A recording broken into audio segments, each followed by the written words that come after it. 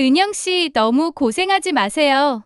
KTX 1등석, 가을빛이 스쳐 지나가는 창가.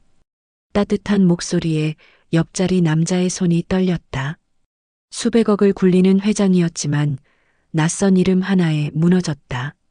가방 속 낡은 가족사진 젊은 아내와 4살배기 딸. 사진 속 눈빛이 옆자리 여인과 겹쳐졌다. 아버지가 어떤 분이었는지 가끔 궁금해져요. 그 고백이 칼날처럼 가슴을 찔렀다. 25년 전 IMF 속에서 그는 가족을 버렸다. 지금 퍼즐이 맞춰지고 있다. 설마 정말 내가 소연이냐? 사연 시작하기 전에 구독과 좋아요 부탁드립니다. 여러분의 응원이 영상 제작에 큰 힘이 됩니다. KTX 1등석 창가에 앉은 준호는 노트북 화면을 멍하니 바라보고 있었습니다. 스크린에는 투자 포트폴리오 분석 자료가 펼쳐져 있었지만 그의 시선은 이미 창밖 풍경에 고정되어 있었어요. 회장님, 3분기 실적 보고서 검토 부탁드립니다. 이어폰을 통해 들려오는 부회장의 목소리가 메아리처럼 울렸지만 준호의 마음은 다른 곳에 있었습니다.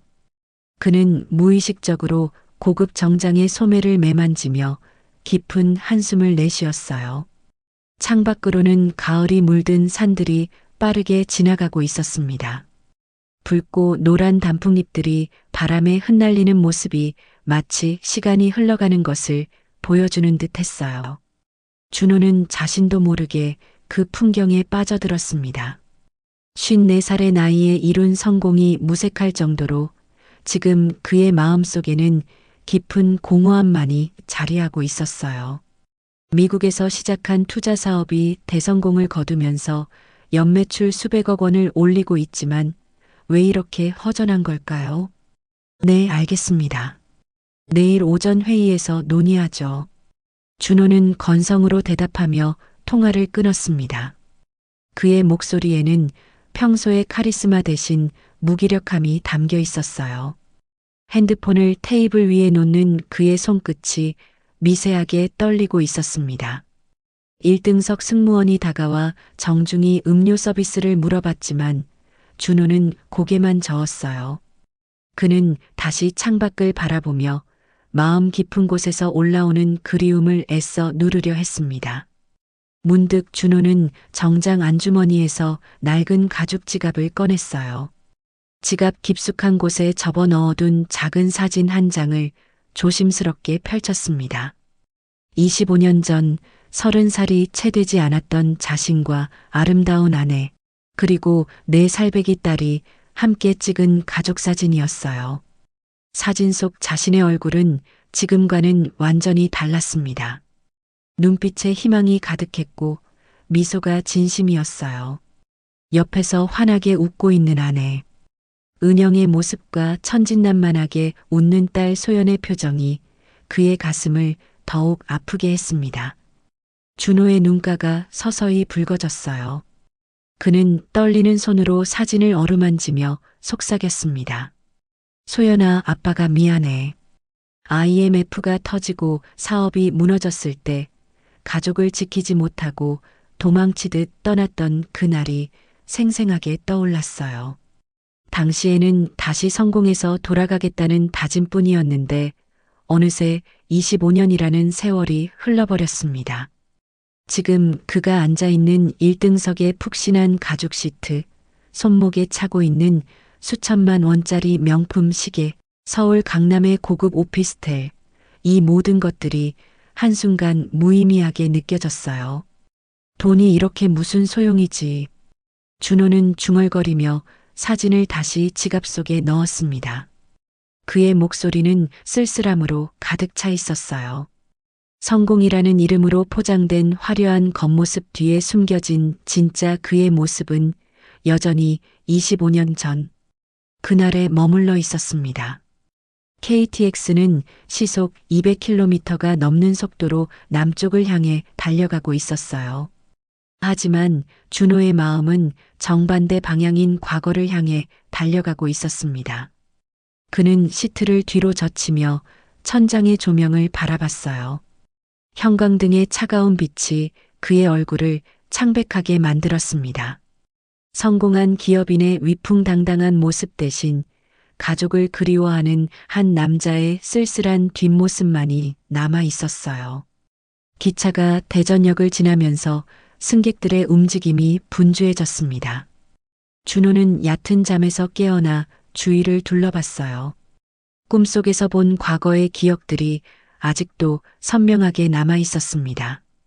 바로 그때 옆자리에서 누군가 자리에 앉는 소리가 들렸어요. 준호는 고개를 돌려 슬쩍 곁눈질했습니다. 29 정도로 보이는 여성이 노트북 가방을 정리하며 앉고 있었어요. 그녀의 옆모습이 묘하게 익숙했습니다. 똑똑해 보이는 안경 너머로 보이는 또렷한 눈매와 차분한 분위기가 어디선가 본 듯한 느낌을 주었어요. 준호는 별 생각 없이 창밖을 다시 바라봤습니다. 여성은 가방에서 핸드폰을 꺼내더니 누군가에게 전화를 걸었어요. 벨소리가 두세 번 울린 후 상대방이 전화를 받았나 봅니다. 네, 엄마. 지금 KTX 타고 가고 있어요. 여성의 목소리는 따뜻하면서도 단정했습니다. 준호는 무심코 그녀의 대화를 듣게 되었어요. 아니에요. 1등석이라 편해요. 걱정 마세요. 그녀가 작은 웃음을 흘렸습니다. 그 웃음소리가 어쩐지 준호의 가슴을 먹먹하게 만들었어요. 교수님이 서울 회사 소개해 주셔서 면접 보러 가는 거예요. 돌아오면 자세히 말씀드릴게요. 준호는 여전히 창밖을 보는 척하면서 귀를 기울였습니다. 뭔가 예사롭지 않은 느낌이 들었어요. 엄마, 김은영 씨도 너무 고생하지 마세요. 순간 준호의 몸이 굳어졌습니다. 김은영. 그 이름이 귓가에 맴돌았어요. 세상에 김은영이라는 이름을 가진 사람이 한둘이겠냐마는 왜 이렇게 가슴이 뛰는 걸까요? 준호는 조심스럽게 고개를 돌려 여성을 다시 봤습니다. 이번에는 좀 더 자세히 관찰했어요. 그녀의 눈썹 모양, 코의 곡선, 입술의 윤곽이 점점 선명하게 다가왔습니다. 반찬가게 일도 몸에 무리가 가잖아요. 제가 빨리 취업해서 도와드릴게요. 반찬가게. 준호의 심장이 더욱 빠르게 뛰기 시작했어요. 손바닥에 식은땀이 맺혔습니다. 설마, 정말 설마일까요? 네, 알겠어요. 그럼 김은영 씨도 건강 챙기시고. 김은영이라는 이름이 또 한 번 흘러나왔을 때 준호는 자신도 모르게 손을 떨었습니다. 커피잔을 잡고 있던 손끝이 미세하게 진동했어요. 여성은 잠시 침묵하더니 다시 입을 열었습니다. 엄마, 그런데 말이에요. 가끔 아버지가 어떤 분이었는지 궁금해져요. 준호의 숨이 멎을 뻔했습니다. 그의 눈이 여성의 옆모습에 완전히 고정되었어요. 아니에요. 그냥 문득 그런 생각이 들어서요. 엄마가 혼자 저를 키우시느라 얼마나 힘드셨을까 싶어서. 준호는 자신의 목이 메이는 것을 느꼈습니다. 그녀의 목소리에 담긴 그리움과 아픔이 고스란히 전해졌어요. 네, 괜찮아요. 저는 정말 행복하게 자랐으니까요. 김은영 씨가 최고의 엄마셨어요. 통화가 끝나자 여성은 핸드폰을 가방에 넣었습니다. 그리고 창밖을 바라보며 작은 한숨을 내쉬었어요. 그 모습에서 준호는 묘한 쓸쓸함을 읽을 수 있었습니다. 준호는 가슴 주머니에서 다시 지갑을 꺼냈어요. 떨리는 손으로 그 낡은 사진을 펼쳤습니다. 25년 전 4살 배기 딸의 얼굴과 지금 옆에 앉아 있는 여성의 얼굴을 번갈아 봤어요. 눈의 모양, 코의 윤곽, 그리고 무엇보다 미소 지을 때 살짝 올라가는 입꼬리의 각도까지 모든 것이 일치했습니다. 준호의 입술이 바짝 말랐어요. 그는 속으로 중얼거렸습니다. 소연이, 정말 소연이구나. 25년 만에 마주한 딸의 모습에 준호는 눈물이 고였습니다. 하지만 감히 말을 걸 수도 없었어요. 자신이 누구인지 밝힐 용기도 없었습니다. 그저 옆자리에 앉아 딸의 숨소리를 들으며 이 순간이 꿈이 아니기를 바랄 뿐이었어요. 소연이 전화를 끝낸 후 KTX 안에는 잠시 고요함이 흘렀습니다. 준호는 여전히 창밖을 보는 척하면서 옆자리 딸의 모든 움직임을 예민하게 관찰하고 있었어요. 소연은 가방에서 작은 수첩을 꺼내 펼쳤습니다. 수첩 안에는 빼곡하게 메모가 적혀 있었고 그 중에서도 엄마 생신 선물이라고 적힌 부분이 준호의 눈에 들어왔어요. 이제 곧 엄마 생신인데. 소연이 작은 소리로 혼잣말을 하며 수첩을 들여다봤습니다. 그녀는 펜을 들고 몇 가지 항목을 적기 시작했어요. 준호는 자신도 모르게 몸을 살짝 기울여 소연의 글씨를 엿봤습니다. 마사지 쿠폰, 따뜻한 무릎 담요, 건강검진 같은 단어들이 보였어요. 모두 어머니를 생각하는 마음이 담긴 선물들이었습니다. 51살이시니까 이제 건강이 제일 중요하지. 소연의 중얼거림에 준호의 가슴이 먹먹해졌어요. 은영이 벌써 51살이라니. 자신이 떠났을 때는 26살의 젊은 여인이었는데 말이에요. 바로 그때 앞자리에 앉아있던 중년 남성이 소연에게 말을 걸었습니다. 아가씨, 효녀시네요. 어머님 생신 준비하시는군요. 소연은 조금 부끄러운 듯 웃으며 대답했어요. 네, 그런데 뭘 드려야 할지 잘 모르겠어서요. 부모님은 자식이 건강하고 행복한 게 가장 큰 선물이죠. 아버님도 분명 그러실 거예요. 순간 소연의 표정이 미묘하게 변했습니다. 그녀는 잠시 창밖을 바라보더니 차분한 목소리로 답했어요. 아버지는 제가 어릴 때부터 계시지 않았어요. 준호의 숨이 멎을 뻔했습니다. 소연의 담담한 말투가 오히려 그의 마음을 더욱 아프게 했어요. 아, 그랬군요. 죄송합니다. 중년 남성이 당황하며 사과했지만 소연은 괜찮다는 듯이 고개를 저었습니다. 괜찮아요. 어머니 혼자서 저를 정말 잘 키워주셨거든요. 저는 그런 어머니가 자랑스러워요. 소연의 목소리에는 원망이나 슬픔 대신 어머니에 대한 깊은 사랑과 존경이 담겨 있었습니다. 그 모습을 보며 준호는 가슴이 찢어질 것 같았어요. 어머니가 반찬 가게를 하시면서 손님들한테도 인기가 많으세요. 정성껏 만드시거든요. 소연이 자랑스럽게 말하자 중년 남성이 고개를 끄덕였어요. 그럼 어머님이 정말 대단하신 분이네요. 혼자서 가게도 하시면서 딸도 키우시고. 네, 정말 대단하시죠. 제가 대학원까지 다닐 수 있는 것도 다 어머니 덕분이에요. 준호는 소연의 말을 들으며 은영이 얼마나 고생했을지 상상했습니다. 새벽부터 밤늦게까지 반찬을 만들고 손님을 맞으면서도 딸 교육은 놓치지 않았을 은영의 모습이 눈에 선했어요. 가끔은 아버지가 어떤 분이셨는지 궁금하기도 해요. 소연의 갑작스러운 고백에 준호의 심장이 빠르게 뛰기 시작했습니다. 하지만 어머니께서 그분 얘기는 안 하시거든요. 아마 좋지 않은 기억이 있으실 거예요. 소연의 이해심 깊은 말에 준호는 더욱 죄책감이 들었어요. 딸이 이렇게 성숙하게 상황을 받아들이고 있다는 것이 고마우면서도 미안했습니다. 그래서 저는 굳이 묻지 않아요. 어머니가 힘들어 하실 테니까요.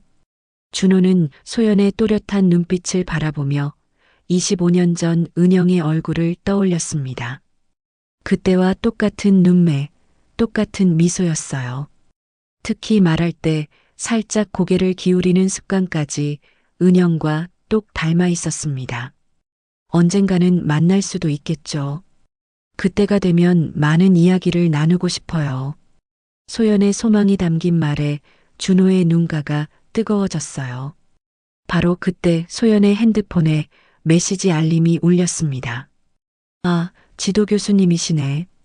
소연이 화면을 확인하며 작은 미소를 지었어요. 준호는 자연스럽게 그녀의 반응을 지켜봤습니다. 내일 면접 관련해서 격려 메시지 보내주셨나 봐요. 교수님께서 서울 투자회사에 저를 추천해 주셨거든요. 소연이 감사한 마음을 담아 설명했습니다. 정말 좋은 분이세요. 학부 때부터 지금까지 아버지처럼 챙겨주시고 계시거든요. 준호는 가슴 주머니에서 휴대폰을 꺼내 시간을 확인했어요. 서울역 도착까지 30분 정도 남았습니다.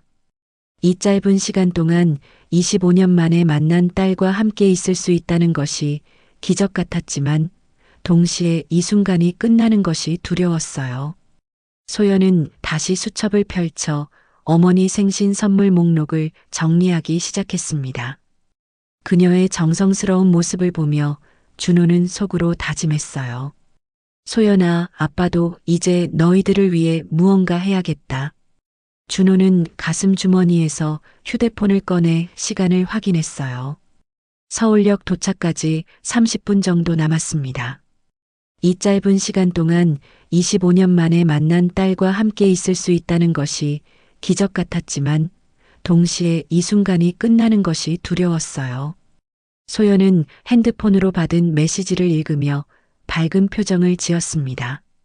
교수님이 내일 면접 전에 마지막 점검을 해주신대요. 소연이 중얼거리며 답장을 보내기 시작했어요. 준호는 자신도 모르게 그녀의 모습을 지켜봤습니다. 바로 그때 소연의 핸드폰이 울렸습니다. 발신자 표시를 보니 그 교수님에게서 온 전화였어요. 네, 교수님. 메시지 잘 받았어요. 소연이 정중하게 인사하며 통화를 시작했습니다. 준호는 창밖을 보는 척하면서 귀를 기울였어요. 네, 지금 KTX 타고 서울로 가고 있어요. 1시간 정도 후에 도착할 예정입니다. 소연의 차분한 목소리가 들렸어요. 준호는 그녀가 예의 바른 학생임을 새삼 느꼈습니다. 정혜석 교수님, 정말 감사해요. 이런 기회를 만들어주셔서. 순간 준호의 몸이 얼어붙었습니다. 정혜석? 그 이름이 귓가에서 맴돌았어요. 설마, 정말 설마일까요? 네, 정혜석 교수님께서 그 투자사 대표님과 대학 동기라고 하셨죠? 소연의 다음 말에 준호는 더욱 놀랐습니다. 대학 동기, 투자사 대표? 너무나 많은 우연이 겹치고 있었어요. 준호는 가슴이 두근거리는 것을 느꼈습니다. 혹시 그 정혜석이 자신이 아는 그 사람일까요? 25년 전 대학에서 함께 공부했던 친구 말이에요. 교수님이 정말 아버지처럼 챙겨주시니까 든든해요. 소연의 감사 인사에 준호의 눈빛이 흔들렸습니다. 아버지처럼. 그 말이 가슴을 찔렀어요. 네, 면접 준비는 다 했어요. 그런데 정말 괜찮을까요? 제가 아직 부족한 게 많은데. 소연의 목소리에 약간의 떨림이 섞여 있었습니다. 내일 면접에 대한 긴장감이 느껴졌어요. 준호는 급하게 핸드폰을 꺼내 연락처를 뒤져봤습니다. 한참을 찾다가 드디어 정혜석이라는 이름을 발견했어요. 프로필을 확인하니 한국기술대학교 교수라고 적혀 있었습니다. 정말 그 해석이구나. 준호는 속으로 중얼거렸어요. 대학 때부터 컴퓨터 공학에 빠져 있던 그 친구가 이제 교수가 되어 자신의 딸을 가르치고 있다니. 네, JH 인베스트먼트요. 작은 투자사라고 들었어요. 소연이 회사 이름을 말하는 순간 준호는 충격을 받았습니다. JH 인베스트먼트. 바로 자신이 운영하는 회사였어요. JH는 전-5, 자신의 영문 이름에서 따온 것이었습니다. 정혜석 교수님께서 그 회사 이준호 대표님과 친하시다고 하셨거든요. 소연이 계속 말하자 준호는 더 이상 견딜 수 없었습니다. 모든 퍼즐 조각이 맞춰지고 있었어요. 네, 내일 오후 2시에 면접이에요. 최선을 다하겠습니다. 소연이 통화를 마치며 깊은 숨을 내쉬었습니다. 그녀는 창밖을 바라보며 작은 목소리로 중얼거렸어요. 내일이 정말 중요한 날이네. 준호는 가슴이 터질 것 같았습니다. 내일 소연이 자신의 회사에 면접을 보러 오고 그것도 25년 만에 만날 친구 정혜석의 추천으로 말이에요. 이 모든 상황이 우연일까요? 아니면 운명의 장난일까요? 준호는 떨리는 손으로 핸드폰을 움켜쥐며 복잡한 감정에 휩싸였습니다. KTX가 서울역에 가까워질수록 준호의 마음은 더욱 무거워졌어요. 내일 과연 어떤 일이 벌어질까요? KTX가 서울역을 향해 마지막 구간을 달려가고 있었습니다. 차내 안내방송이 흘러나왔어요. 곧 서울역에 도착합니다. 하차 준비해 주시기 바랍니다. 준호의 심장이 더욱 빨라졌습니다. 이 짧은 여행이 끝나면 소연과 헤어져야 해요. 25년 만에 만난 딸과 단 2시간도 제대로 함께 있지 못한 채 말이죠. 소연은 노트북을 정리하며 가방에 넣고 있었습니다. 그녀의 차분하고 정돈된 모습을 보며 준호는 갈등에 휩싸였어요. 지금 말해야 할까? 아니면 준호는 입술을 살짝 벌렸다가 다시 닫았습니다. 목구멍까지 올라온 말들이 다시 가슴속으로 내려갔어요. 무엇부터 어떻게 설명해야 할지 막막했습니다. 실례합니다. 준호가 조심스럽게 소연에게 말을 걸었어요. 소연은 고개를 돌려 그를 바라봤습니다. 네.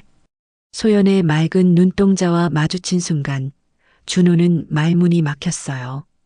그 눈빛이 너무나 은영을 닮아 있었습니다. 아, 혹시 내일 면접이라고 하셨는데 준호의 목소리가 떨렸어요. 그는 급하게 물을 한 모금 들이켰습니다. 어느 회사인지 여쭤봐도 될까요? 제가 투자 쪽 일을 하다 보니 혹시 도움이 될까 해서요. 소연은 잠시 망설이더니 정중하게 대답했어요. JH 인베스트먼트라는 투자사예요. 작은 회사인데 아시나요? 준호의 온몸이 얼어붙었습니다. JH 인베스트먼트, 바로 자신이 운영하는 회사였어요. JH는 JH, 즉 자신의 영문 이름 준호에서 따온 것이었습니다. 아, JH. 준호는 중얼거렸지만 더 이상 말을 이어가지 못했어요. 머릿속이 하얗게 변했습니다. 혹시 아세요? 소연이 기대에 찬 눈빛으로 물어봤어요. 아, 잘은 모르겠습니다. 준호는 거짓말을 할 수밖에 없었어요. 자신의 회사라고 말하면 모든 것이 들통날 테니까요. 소연은 살짝 실망한 표정을 지었지만 곧 밝게 웃었습니다. 괜찮아요. 어차피 내일 가보면 알게 되겠죠. 준호는 가슴이 터질 것 같았어요. 내일 소연이 자신의 회사에 면접을 보러 온다니. 이 모든 상황이 현실 같지 않았습니다. 내일이면 어떻게 되는 거지? 준호의 마음속에서 수많은 생각들이 교차했어요. 면접관으로서 소연을 마주해야 할까? 아니면 다른 사람에게 맡겨야 할까? 그렇다면 정혜석에게 먼저 연락해야 할까? 정말 좋은 기회인 것 같아서 설레면서도 떨려요. 소연의 솔직한 말에 준호는 더욱 복잡해졌습니다. 분명 잘 될 거예요. 준호가 진심을 담아 말했어요. 하지만 그의 목소리에는 떨림이 섞여 있었습니다. KTX가 속도를 줄이기 시작했어요. 서울역이 점점 가까워지고 있었습니다. 준호는 시간이 모자라다는 생각에 조급해졌어요. 지금이라도 말해야 하는 건 아닐까? 하지만 용기가 나지 않았습니다.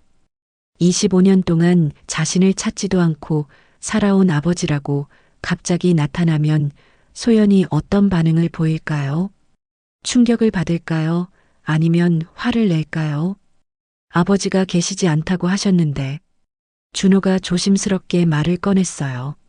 네, 많이 그리우시겠어요. 소연은 잠시 창밖을 바라보더니 차분하게 답했습니다. 글쎄요. 없던 분을 그리워할 수는 없잖아요. 그 말이 준호의 가슴을 깊이 찔렀어요. 하지만 가끔은 궁금해져요. 어떤 분이셨을지, 지금은 어디서 뭘 하고 계실지. 준호의 눈가가 뜨거워졌습니다. 바로 여기 있다고, 바로 옆자리에 앉아 있다고 말하고 싶었지만 목소리가 나오지 않았어요. 만약에 만나게 된다면 뭐라고 하고 싶으세요?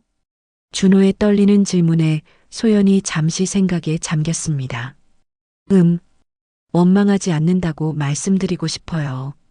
대신 앞으로는 함께 시간을 보내고 싶다고 해요.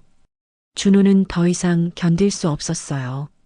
눈물이 고이는 것을 막기 위해 고개를 돌렸습니다. 열차가 완전히 서울역에 정차했습니다. 승객들이 하나둘 자리에서 일어나기 시작했어요. 도착했네요. 소연이 짐을 챙기며 말했습니다. 준호는 아직 아무 결정도 내리지 못한 채 그녀를 바라만 보고 있었어요. 과연 내일 딸과 아버지로서 만나게 될 운명의 그 순간을 어떻게 맞이해야 할까요? 서울역에서 내린 준호는 소연의 뒤를 조심스럽게 따라갔습니다. 그녀가 지하철역으로 향하는 것을 보며 자신도 같은 방향으로 걸었어요. 마치 자석에 이끌리듯 딸에게서 떨어질 수가 없었습니다. 혹시 어디로 가세요? 준호가 용기를 내어 물어봤어요. 한국기술대학교요. 교수님께 내일 면접 관련해서 마지막 조언을 구하려고요. 소연의 답에 준호는 가슴이 뛰었습니다. 저도 그쪽 방향이에요. 함께 가도 될까요? 네, 좋아요. 지하철에서 대학까지 가는 동안 준호는 계속해서 내적 갈등을 겪었어요. 정혜석을 만나면 모든 것이 들통날 텐데 과연 어떻게 반응해야 할까요? 한국기술대학교에 도착한 두 사람은 공학관으로 향했습니다.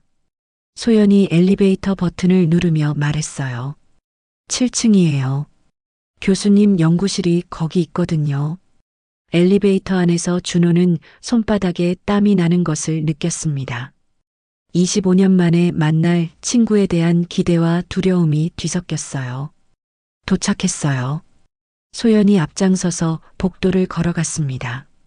준호는 그녀의 뒤를 따르며 주위를 둘러봤어요. 복도 양쪽으로 연구실들이 늘어서 있었고 컴퓨터공학과라고 적힌 표지판이 보였습니다.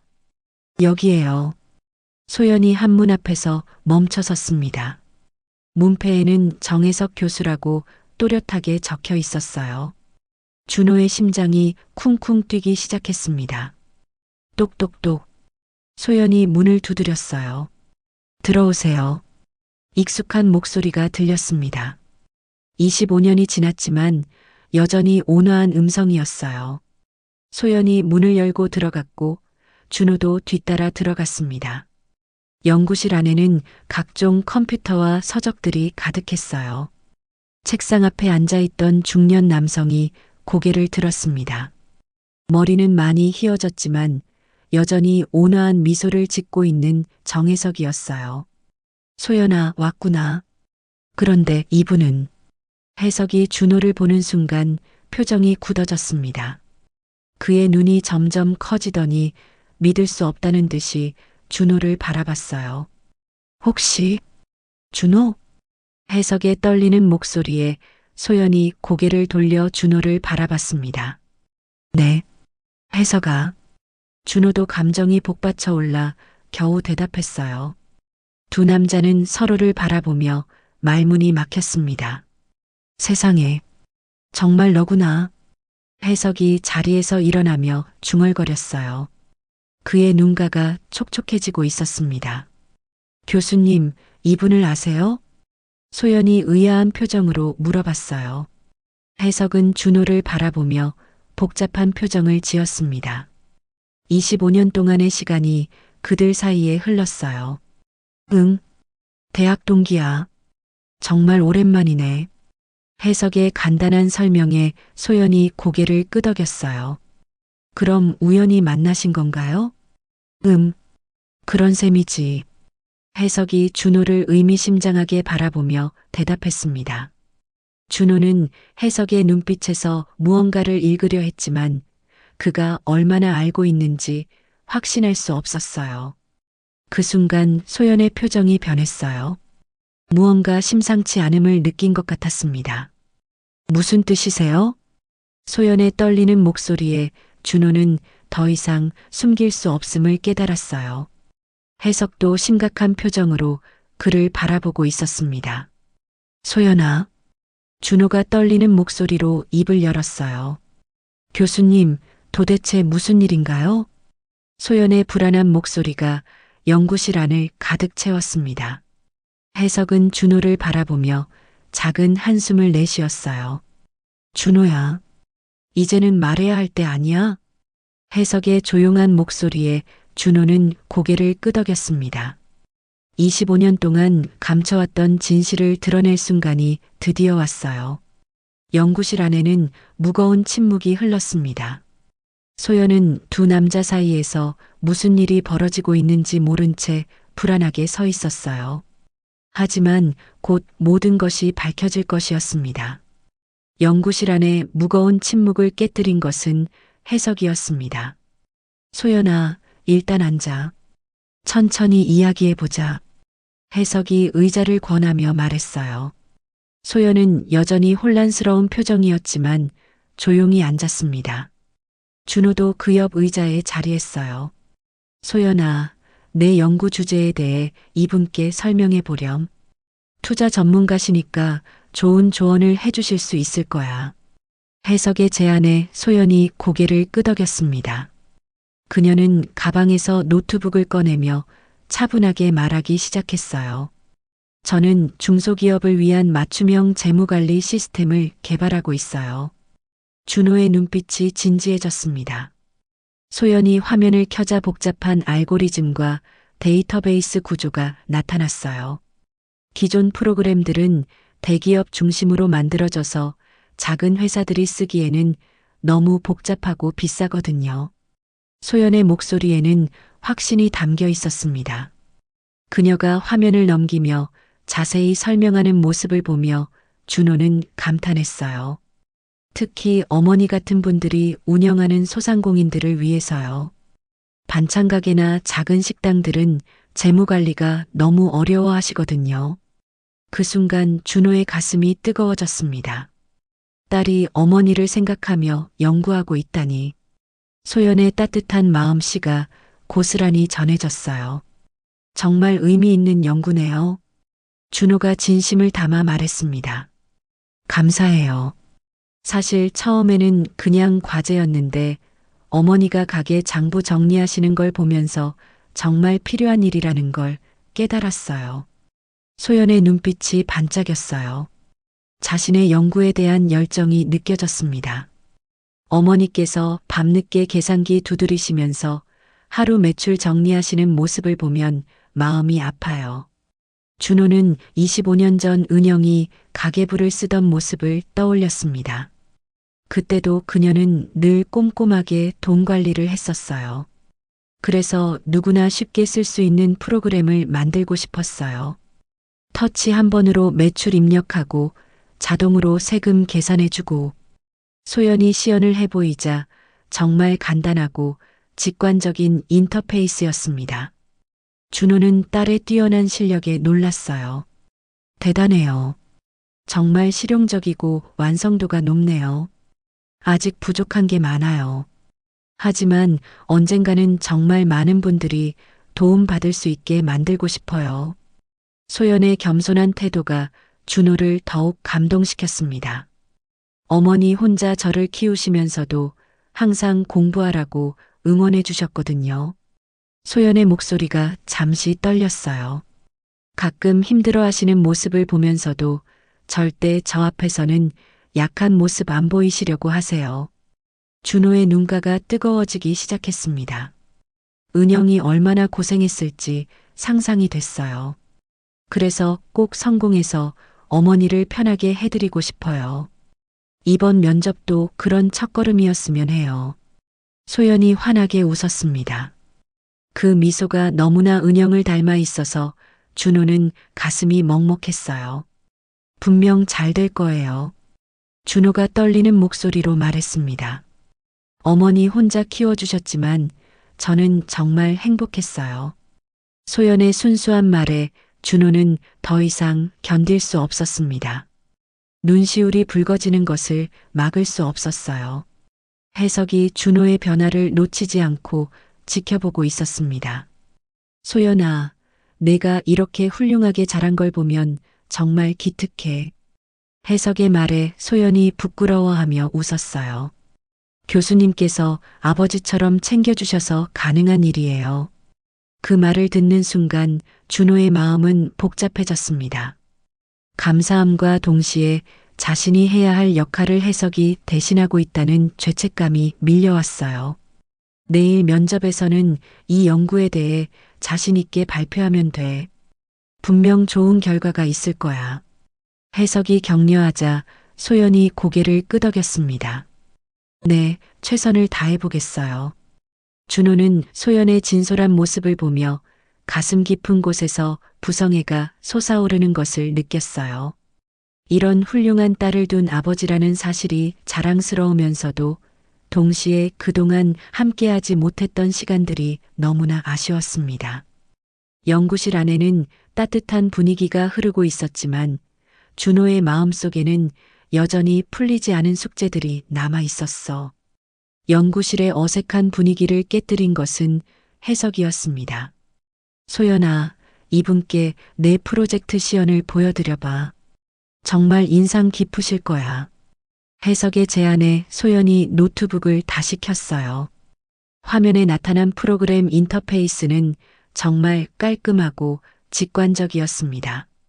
이 버튼 하나로 하루 매출을 입력할 수 있어요. 터치 한 번이면 끝이죠. 소연이 시연을 보여주자 준호는 감탄했어요. 복잡한 회계 프로그램들과는 완전히 다른 접근법이었습니다. 정말 혁신적이네요. 이렇게 간단할 줄이야. 준호의 진심 어린 칭찬에 소연의 얼굴이 환해졌어요. 사실 어머니를 보면서 아이디어를 얻었거든요. 매일 밤 계산기 두드리시는 모습이 너무 안쓰러워서요. 소연의 말에 준호는 가슴이 따뜻해졌습니다. 딸이 어머니를 생각하는 마음이 고스란히 느껴졌어요. 그럼 베타 테스터가 필요하시겠네요. 준호가 자연스럽게 말하자 소연의 눈이 반짝였습니다. 맞아요. 실제 사업자분들께 써보시게 해야 하는데 어떻게 접근해야 할지 고민이었어요. 제가 아는 소상공인 분들께 연결해 드릴 수 있을 것 같은데요.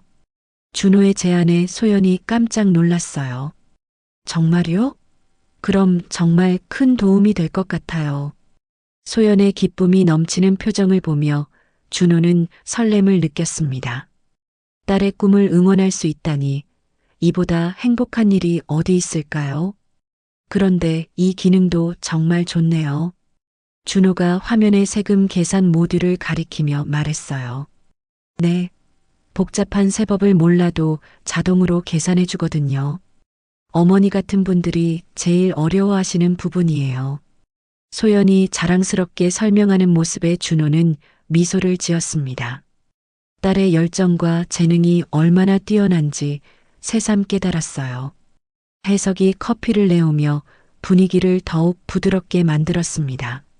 소연이는 학부 때부터 실용적인 프로그램에 관심이 많았어. 남들은 게임이나 앱 만들 때도 항상 사회에 도움이 되는 걸 생각했지. 정말 대단해요. 이런 마음가짐을 가진 개발자가 많아야 하는데. 준호의 칭찬에 소연이 부끄러워하며 고개를 숙였어요. 아직 부족한 게 많아요. 특히 사업화는 어떻게 해야 할지. 천천히 하면 돼. 좋은 기술은 반드시 인정받게 되어 있어. 준호가 따뜻하게 격려하자 소연의 얼굴에 희망이 번졌습니다. 언젠가는 정말 많은 분들이 이용하시게 되면 좋겠어요. 소연이 창밖을 바라보며 꿈을 이야기했어요. 그러면 어머니도 편해지실 테고 저 같은 처지의 분들도 도움받으실 수 있을 거예요. 준호는 소연의 순수한 마음에 감동했습니다. 성공에 대한 욕심이 아니라 다른 사람들을 돕고 싶다는 진심이 느껴졌어요. 분명 그렇게 될 거예요.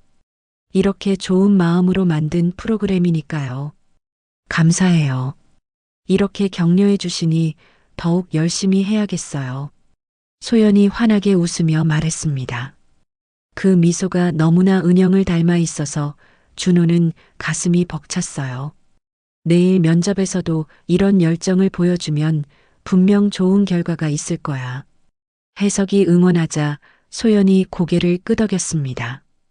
네, 최선을 다해 보겠어요. 언젠가 어머니를 편하게 해드릴 수 있을 만큼 성공하고 싶어요. 그 순간 준호는 속으로 다짐했어요. 나도 함께 도와주고 싶다. 이제는 정말로 너희들을 위해 뭔가 해야겠어. 연구실 안에는 따뜻한 웃음소리가 흘렀습니다. 25년 만에 느끼는 가족의 온기였어요.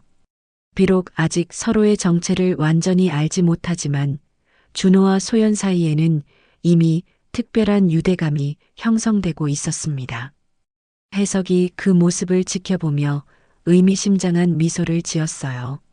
세월이 흘러도 변하지 않는 것들이 있다는 것을 새삼 느끼고 있었습니다.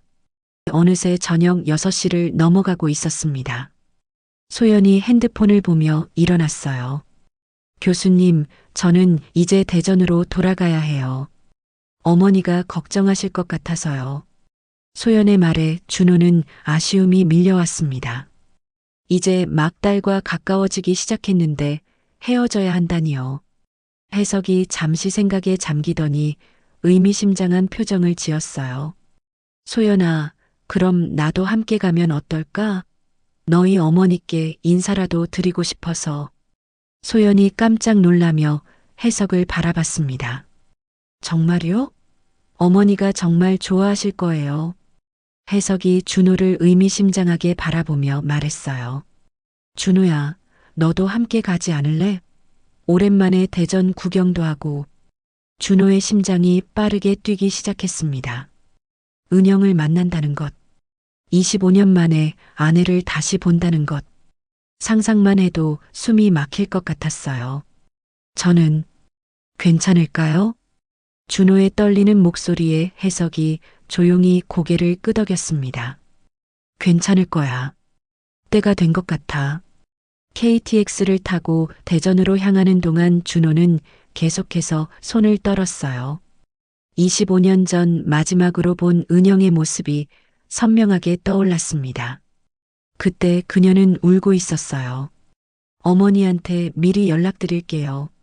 소연이 핸드폰을 들더니 어머니에게 전화를 걸었어요. 엄마, 나야. 교수님이 집에 인사 오신다고 해.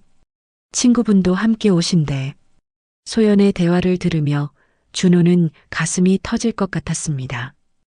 은영이 뭐라고 대답하고 있을까요? 핸드폰 너머로 들리는 은영의 목소리가 잠시 멈췄어요. 뭔가 고민하는 것 같았습니다. 친구분이요? 어떤 분인데? 교수님 대학 동기분이래요. 소연의 대답 후 다시 긴 침묵이 흘렀어요. 준호는 숨을 멈추고 은영의 반응을 기다렸습니다. 그래, 알겠다. 저녁 준비해 둘게. 통화를 마친 소연이 고개를 갸우뚱했어요. 어머니 목소리가 좀 이상하셨는데 괜찮으실까요? 해석이 소연의 어깨를 가볍게 두드렸습니다. 괜찮을 거야. 갑작스러운 손님이라 당황하셨을 뿐이야. 하지만 준호는 알 수 있었어요. 은영도 뭔가 예감하고 있다는 것을. 25년이라는 세월이 흘렀어도 서로를 아는 사이라는 것을. 대전역이 점점 가까워질수록 준호의 마음은 더욱 복잡해졌습니다. 설렘과 두려움이 뒤섞여 있었어요. 과연 은영이 나를 용서할까? 소연이 진실을 알면 어떤 반응을 보일까? 수많은 생각들이 머릿속을 스쳐 지나갔습니다. 하지만 이제는 더 이상 도망칠 수 없었어요. 25년 동안 미뤄왔던 숙제를 해결할 시간이 온 것입니다. 교수님, 정말 괜찮을까요? 갑자기 찾아가서 소연이 불안한 마음에 다시 물어봤어요. 괜찮아. 때로는 예상치 못한 만남이 가장 소중한 순간을 만들어내기도 해. 해석의 말에 준호는 깊이 공감했습니다. 오늘 KTX에서 소연을 만난 것도 그런 예상치 못한 기적이었으니까요. 기차가 대전역 플랫폼에 서서히 들어서고 있었습니다. 준호는 창밖을 바라보며 깊은 숨을 들이쉬었어요.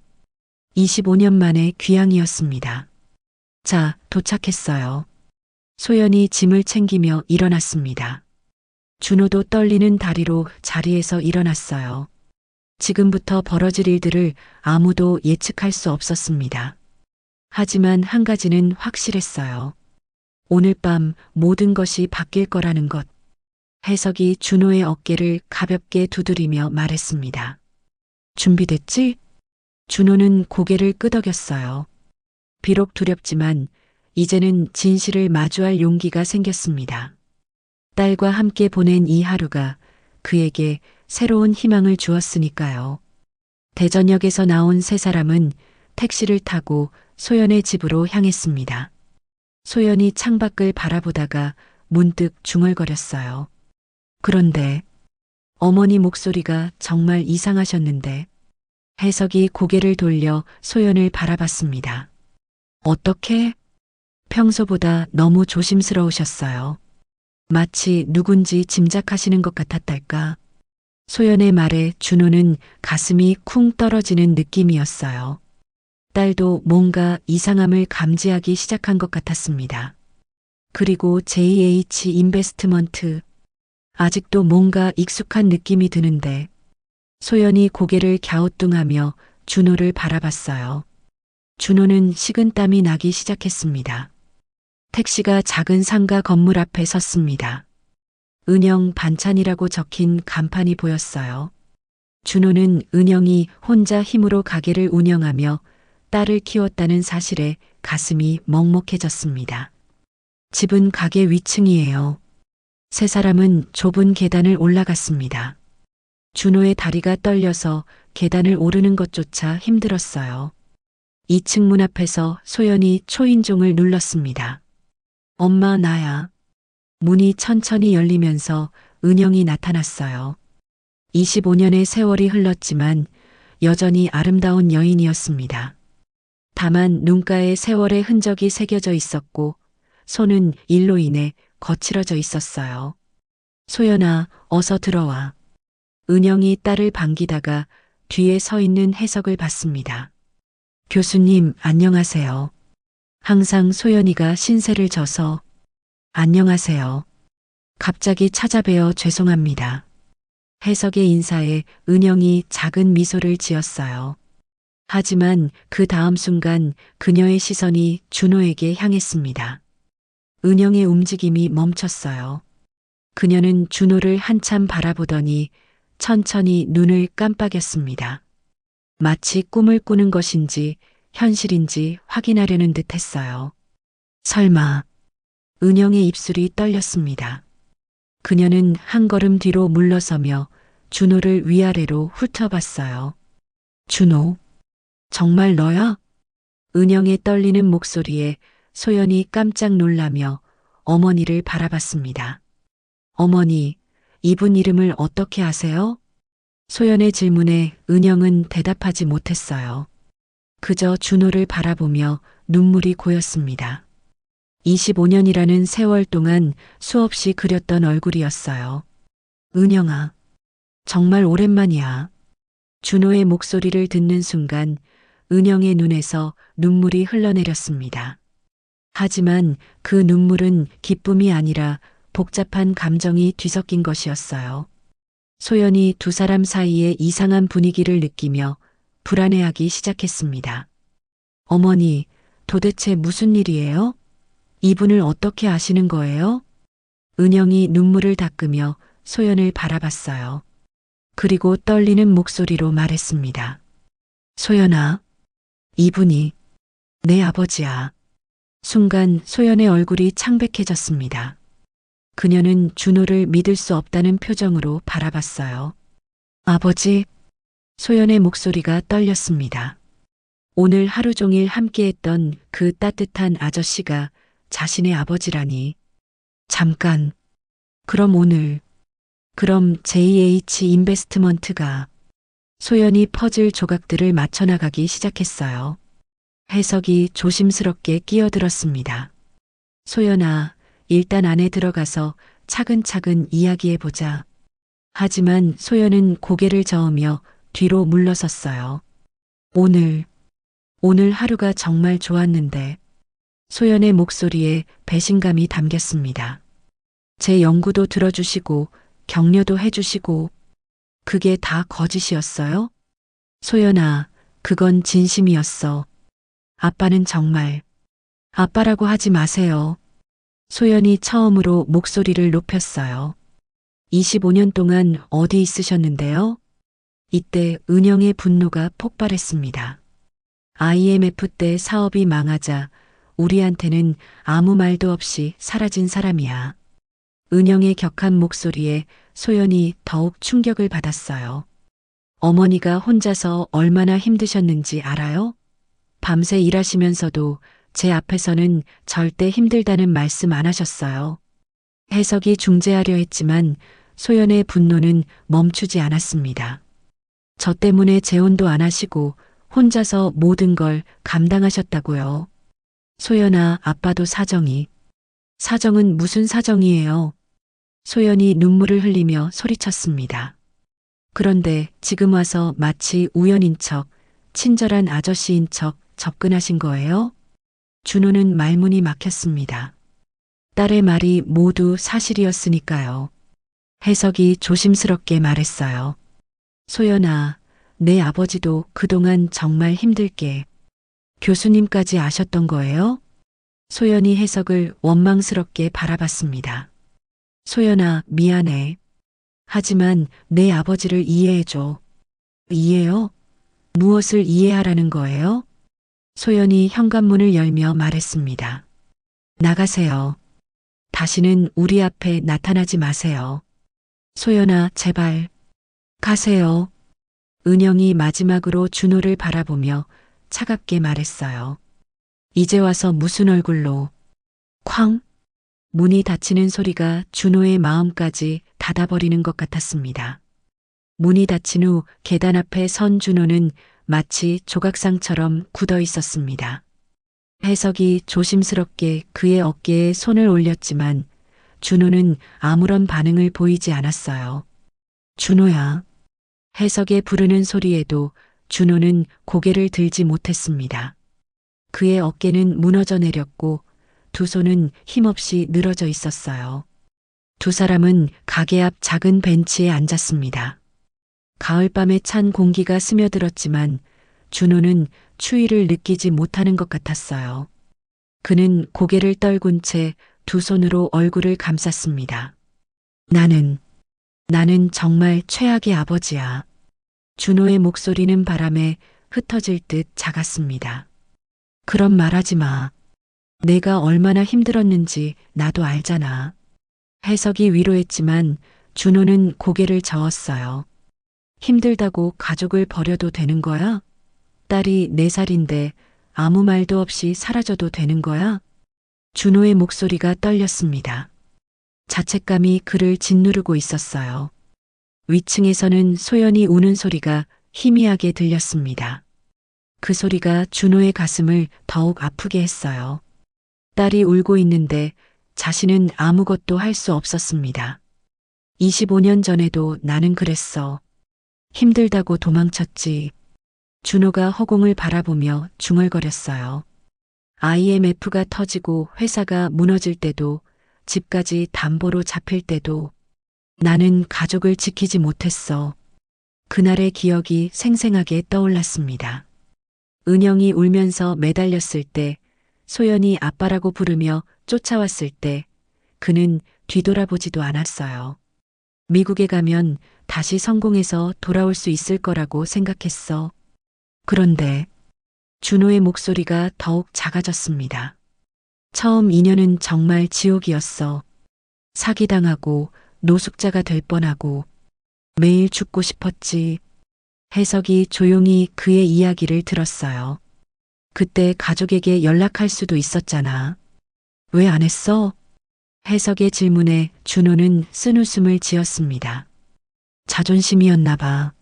아니면 겁이었을 수도 있고, 실패한 모습을 보이기 싫었어. 그래서 성공한 다음에 연락하려고 했던 거야? 그런데 성공하고 나니까 더 무서워졌어. 너무 오랜 시간이 흘렀고, 은영이는 다른 사람과 살고 있을 수도 있고, 준호가 가슴 주머니에서 낡은 가족 사진을 꺼냈어요. 가로등 불빛 아래 사진 속 4살 소연의 천진한 미소가 보였습니다. 이 사진만 보면서 살았어. 언젠가 돌아가겠다고, 소연이를 찾겠다고. 준호의 눈에서 눈물이 떨어져 사진 위에 떨어졌어요. 그런데 오늘 우연히 만났을 때 정말 기적이라고 생각했어. 하늘이 나에게 기회를 준 거라고. 그래, 나도 그렇게 생각했어. 혜석이 동의했지만 준호는 고개를 저었습니다. 기회를 또 망쳤어. 솔직하게 말했어야 했는데 비겁하게 숨겼지. 위층에서 들리던 울음소리가 점점 잠잠해졌습니다. 하지만 그 정적이 오히려 더 무거웠어요. 소연이가 나를 보는 눈빛, 그 실망감과 분노를 봤을 때 정말 죽고 싶었어. 준호가 벤치에 등을 기대며 고개를 뒤로 젖혔습니다. 가로등 불빛이 그의 창백한 얼굴을 비췄어요. 나는 아버지 자격이 없어. 정말 없어. 준호야. 혜석아, 나는 뭘 해야 하지? 어떻게 해야 하지? 준호의 절망적인 물음에 혜석도 선뜻 답하지 못했습니다. 소연이는 내일 내 회사에 면접을 보러 와. 그럼 어떻게 해? 내가 면접을 봐야 해? 준호가 허탈하게 웃었어요. 이런 상황에서 면접을 본다고? 말이 돼? 그때 위층에서 작은 소리가 들렸습니다.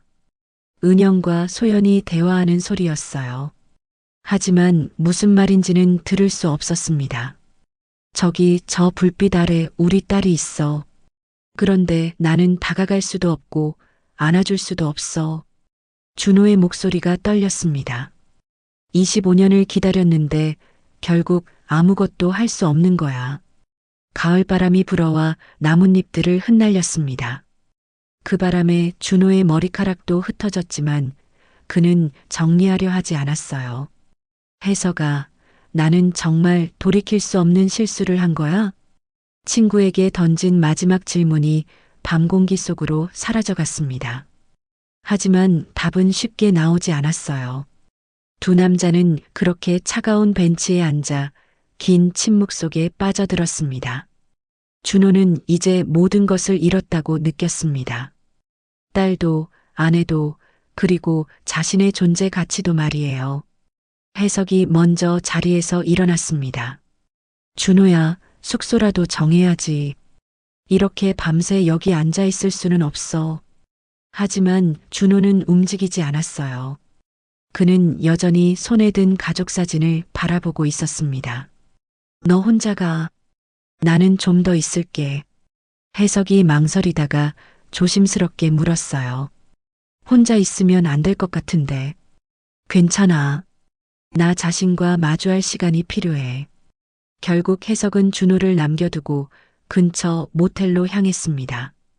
준호는 홀로 벤치에 앉아 어둠 속에 잠겼어요. 가로등 불빛이 사진을 비추자 25년 전 그날이 선명하게 떠올랐습니다. 1998년 11월 15일. 인생에서 가장 치욕스러운 날이었어요. 그날 아침 은행에서 최종 통보를 받았습니다. 회사는 물론 집까지 경매에 넘어간다는 소식이었어요. 준호는 떨리는 손으로 집 대문을 열었습니다. 여보, 어떻게 됐어? 은영이 불안한 얼굴로 달려왔어요. 4살 소연이 엄마 뒤에서 쫄래쫄래 따라왔습니다. 아빠. 소연이 그의 다리를 안으며 환하게 웃었어요. 그 순간 준호는 더 이상 견딜 수 없었습니다. 자신 때문에 이 아이가 집을 잃게 된다니. 준호야, 말 좀 해봐. 은영의 간절한 목소리에도 준호는 입을 열지 못했어요. 대신 그는 가방을 들고 방으로 들어가 옷을 챙기기 시작했습니다. 뭐해? 어디 가는 거야? 은영이 따라와서 물었지만 준호는 대답하지 않았어요. 그는 기계적으로 옷을 가방에 넣었습니다. 여보, 제발 말 좀 해줘. 무슨 일인지 말해줘. 은영이 그의 팔을 잡았지만 준호는 뿌리쳤어요. 나 줘. 나는 이제 끝났어. 무슨 소리야? 함께 해결하면 되잖아. 함께? 나 때문에 너희까지 길거리에 나앉게 됐는데? 준호의 목소리가 떨렸어요. 아빠 어디가? 소연이 방문 앞에서 아빠를 바라보며 말했습니다. 그 해맑은 눈빛을 보는 순간 준호는 더욱 괴로웠어요. 소연아, 아빠는 일 때문에 멀리 가야 해. 언제 와? 모르겠어. 준호는 가방을 들고 현관으로 나갔습니다. 은영이 따라오며 매달렸어요. 도망가지 마. 우리가 함께 견뎌보자. 하지만 준호는 뒤돌아보지 않았어요. 소연이 울면서 쫓아오는 소리가 들렸지만 그는 계속 걸었습니다. 벤치에 앉은 준호의 눈에서 눈물이 흘러내렸어요. 25년이 지난 지금도 그날의 기억은 생생했습니다. 미국에 도착한 후의 일들도 떠올랐어요. 처음 2년은 정말 지옥이었습니다. 사기를 당해 가져간 돈마저 잃고 공사장에서 막노동을 했어요. 영어도 제대로 못해서 무시당하기 일쑤였습니다. 겨울에는 히터가 나가진 지하 원룸에서 떨며 지냈어요. 하루에 한 끼만 먹는 날이 많았습니다. 그럴 때마다 한국에 있는 가족 생각이 났어요. 은영이와 소연이는 잘 지내고 있을까? 하지만 연락할 용기가 나지 않았습니다. 실패한 모습을 보이기 싫었고 무엇보다 자신이 너무 부끄러웠어요. 그렇게 3년째 되던 해 작은 투자 기회가 생겼습니다. 동양인 차별을 당하면서도 악착같이 돈을 모았던 터였어요. 운이 좋게도 그 투자가 성공했습니다. 그 후로는 일이 술술 풀렸어요. 5년 만에 자그마한 투자회사를 차릴 수 있었고 10년 후에는 제법 큰 규모가 되었습니다. 이제 한국에 돌아갈 수 있어. 그런 생각을 했지만 여전히 용기가 나지 않았어요. 너무 오랜 시간이 흘렀고 은영은 이미 다른 사람과 살고 있을 수도 있었습니다. 그래서 또 미뤘어요. 1년, 2년, 3년. 어느새 10년이 더 흘렀습니다. 그제야 한국으로 돌아왔지만 가족을 찾을 용기는 여전히 없었어요. 대신 멀리서 지켜보기만 했습니다. 은영이 반찬 가게를 하고 있다는 것, 소연이 똑똑하게 자라고 있다는 것, 그 정도만 알고 있었어요. 언젠가는 다가갈 거야. 언젠가는. 하지만 그 언젠가는 오지 않았습니다. 오늘까지 말이에요. 준호는 사진을 가슴에 꼭 안으며 흐느꼈습니다. 소연아, 미안해. 정말 미안해. 그의 눈물이 사진 위로 떨어졌어요. 4살 소연의 환한 미소가 번져 보였습니다. 내가 너를 버린 게 아니야. 나는 너희를 너무 사랑해서 떠났던 거야. 하지만 그 변명이 무슨 소용일까요? 결과적으로는 가족을 버리고 도망친 것이나 다름없었어요. 차가운 바람이 불어와 준호의 뺨을 스쳤습니다. 그는 고개를 들어 위층 창문을 바라봤어요. 불이 꺼져 있었습니다. 소연과 은영이 잠든 모양이었어요. 저 안에 내 가족이 있는데 나는 왜 이렇게 무력할까? 준호는 자신의 무능함이 한탄스러웠습니다. 돈도 많이 벌었고 성공했다고 생각했는데 정작 가장 중요한 것은 지키지 못했어요. 그때 문득 깨달았습니다. 진짜 용기는 성공했을 때 나타나는 게 아니라 실패했을 때 다시 일어서는 것이라는 걸 말이에요.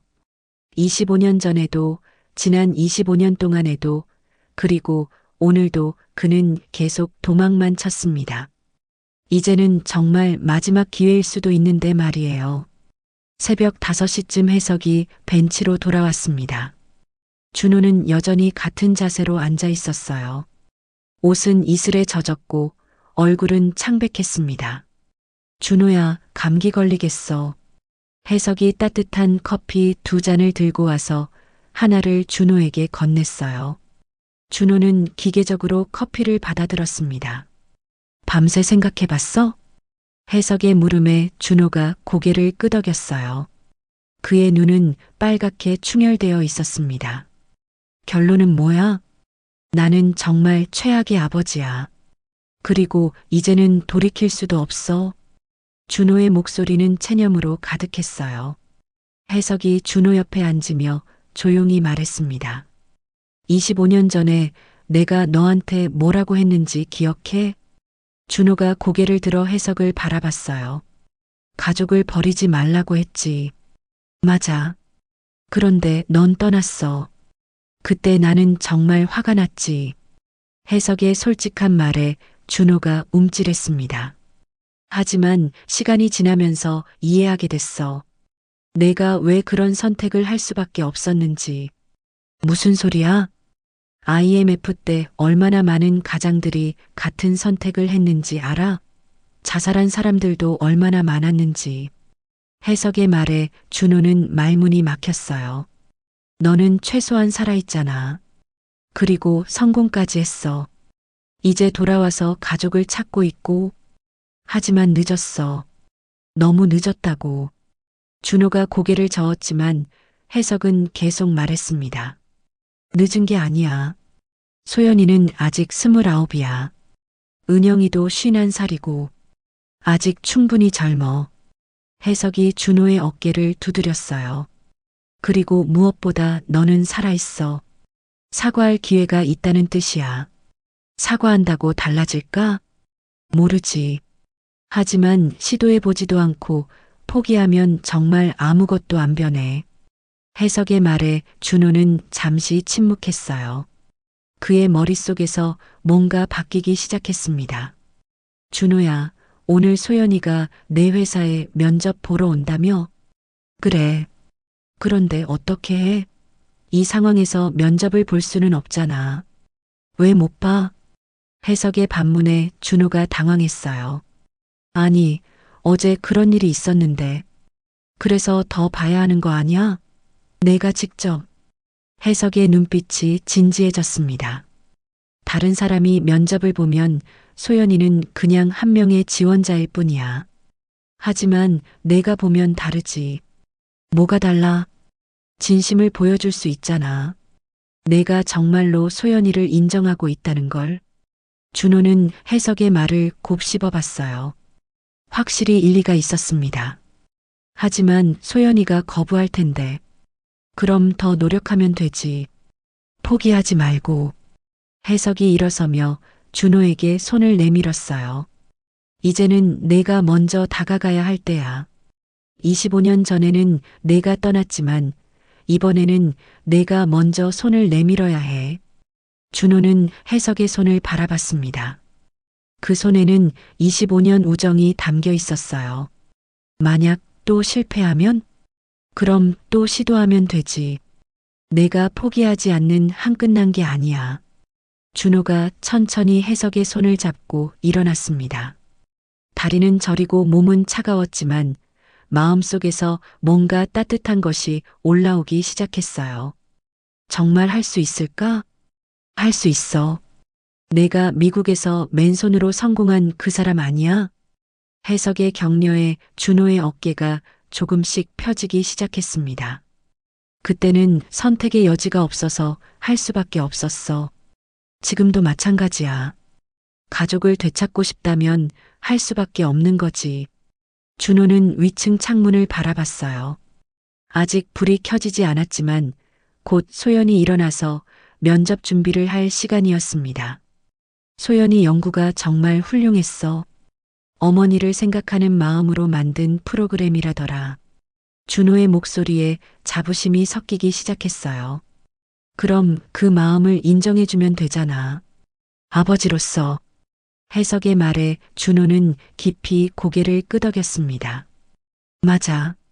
나는 소연이의 아버지야. 도망칠 수는 있지만 그 사실은 변하지 않아. 그래, 그거야. 혜석이 환하게 웃었어요. 그럼 이제 어떻게 할 거야? 준호가 주먹을 꽉 쥐었습니다.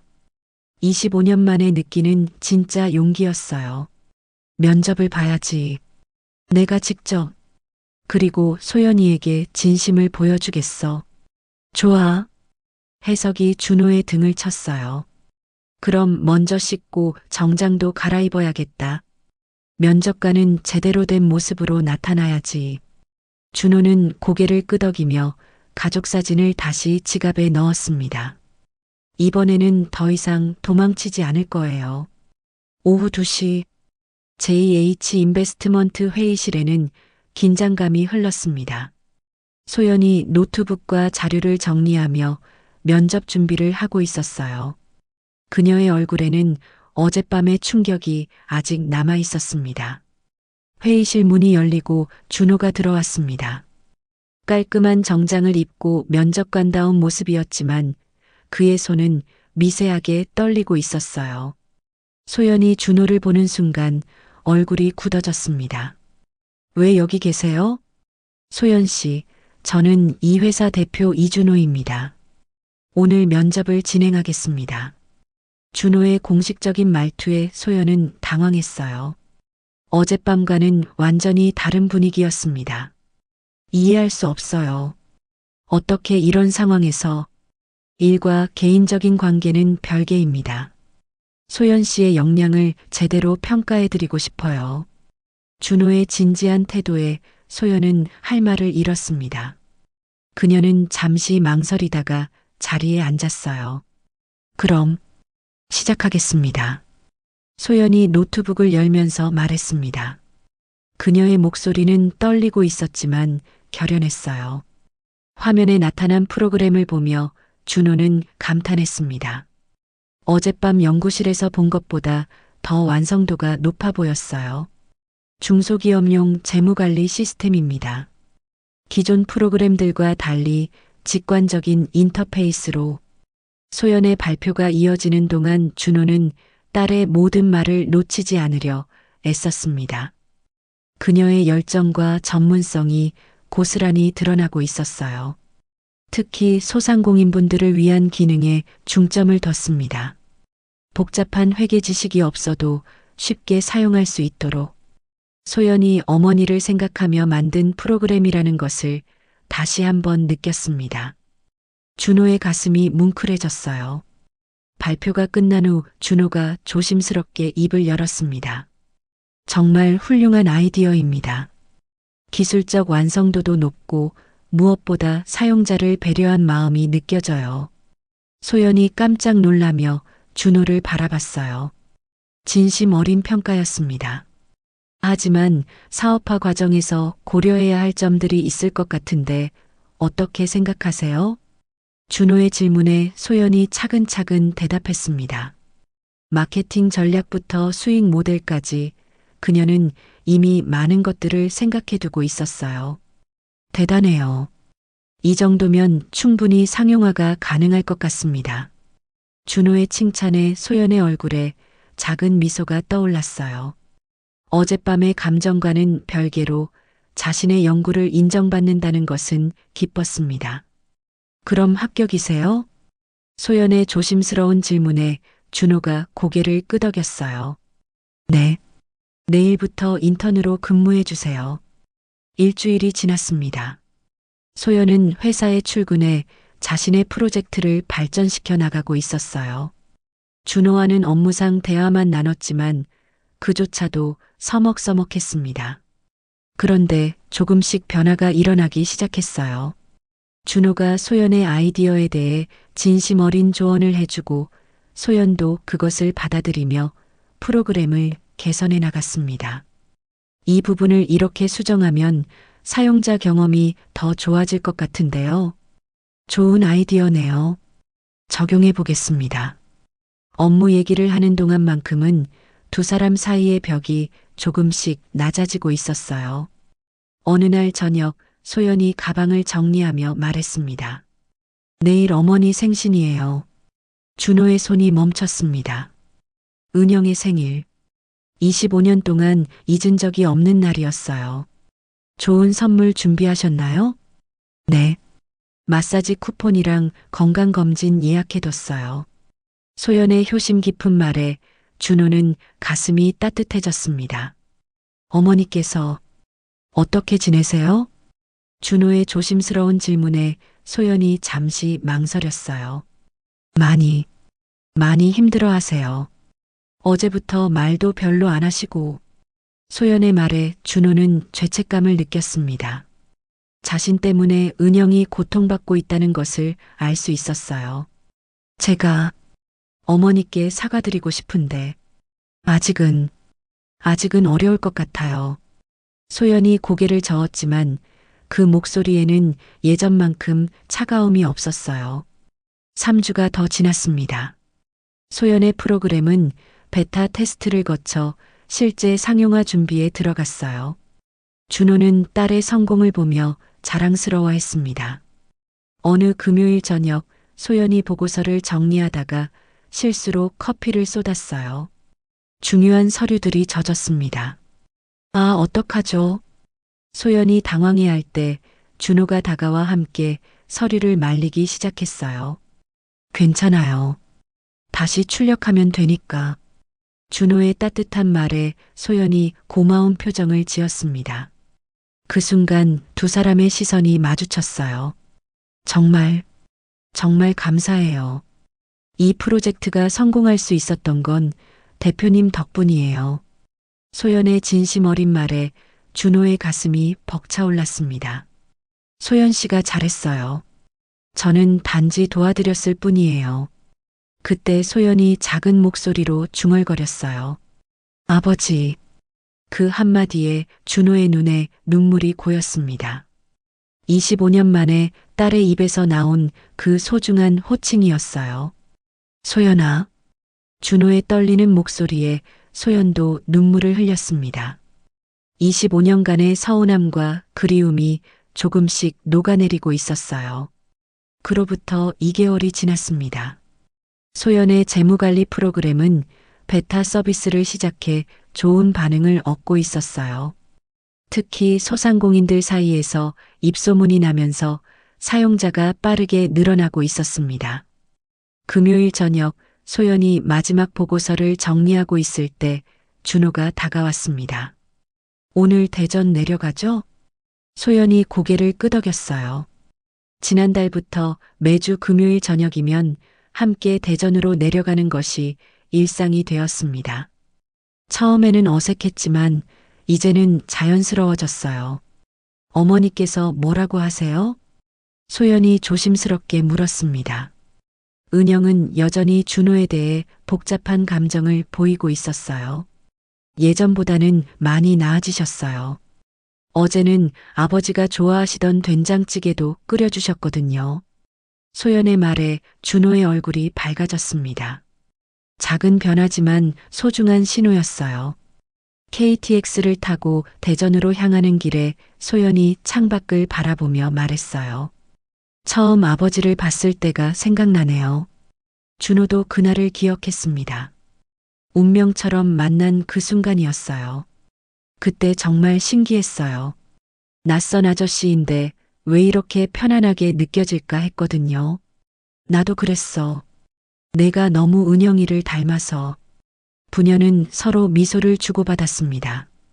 대전에 도착해 집에 들어서자 은영이 앞치마를 두르고 나왔어요. 예전보다 표정이 많이 부드러워진 것이 보였습니다. 어서 와라. 은영이 소연을 안으며 준호에게도 작은 미소를 보냈어요. 아직 어색하지만 예전만큼 차갑지는 않았습니다. 어머니, 오늘 프로그램 사용자가 1000명을 넘었어요. 소연이 기쁘게 말하자 은영의 얼굴이 환해졌어요. 정말 우리 딸이 대단해. 은영이 자랑스러워하는 모습을 보며 준호도 뿌듯했습니다. 딸의 성공이 이렇게 기쁠 줄 몰랐어요. 저녁 식사 시간 은영이 조심스럽게 준호에게 말했습니다. 소연이 프로그램 정말 잘 만든 것 같아. 네, 정말 자랑스럽습니다. 준호의 진심 어린 대답에 은영이 고개를 끄덕였어요. 그래도 아직은 시간이 더 필요해. 은영의 솔직한 말에 준호가 깊이 고개를 숙였습니다. 충분히 이해합니다. 기다리겠습니다. 그 밤 소연과 준호는 가게 앞 벤치에 앉아 있었어요. 몇 개월 전 절망에 빠져 있던 그 자리였습니다. 아버지, 후회하지 않으세요? 소연의 질문에 준호가 고개를 저었어요. 후회가 아니라 고마워. 이렇게라도 다시 만날 수 있게 해줘서 저도 고마워요. 아버지가 없어서 외로웠는데 이제는 정말 든든해요. 소연의 말에 준호의 가슴이 따뜻해졌습니다. 다음 주 월요일 서울 JH 인베스트먼트 옥상에서 부녀는 함께 서울 시내를 내려다보고 있었어요. 해질녘의 도시는 금빛으로 물들어 있었습니다. 정말 예쁘네요. 소연이 감탄하며 말했어요. 처음 이 빌딩을 샀을 때는 이런 날이 올 줄 몰랐어. 준호가 감회 깊은 목소리로 말했습니다. 무슨 의미예요? 내가 여기서 함께 일할 줄은 상상도 못했지. 준호는 몇 개월 전 KTX에서 느꼈던 공허함을 떠올렸어요. 그때는 성공했지만 혼자였습니다. 하지만 지금은 달랐어요. 아버지, 앞으로도 계속 함께 일할 거죠? 소연의 질문에 준호가 딸의 어깨에 손을 올렸습니다. 물론이지. 이번엔 절대 놓치지 않을 거야. 소연은 잔잔히 웃으며 고개를 끄덕였어요. 그녀의 미소에는 신뢰와 애정이 담겨 있었습니다. 어머니도 언젠가는 마음을 열어주실 거예요. 그래. 천천히 기다려보자. 준호는 딸과 함께 서울 시내를 바라봤습니다. 저 멀리 대전 방향으로 시선을 돌리며 은영을 생각했어요. 아직 갈 길이 멀지만 이제는 혼자가 아니었습니다. 아버지, 행복하세요? 소연의 질문에 준호가 환하게 웃었어요.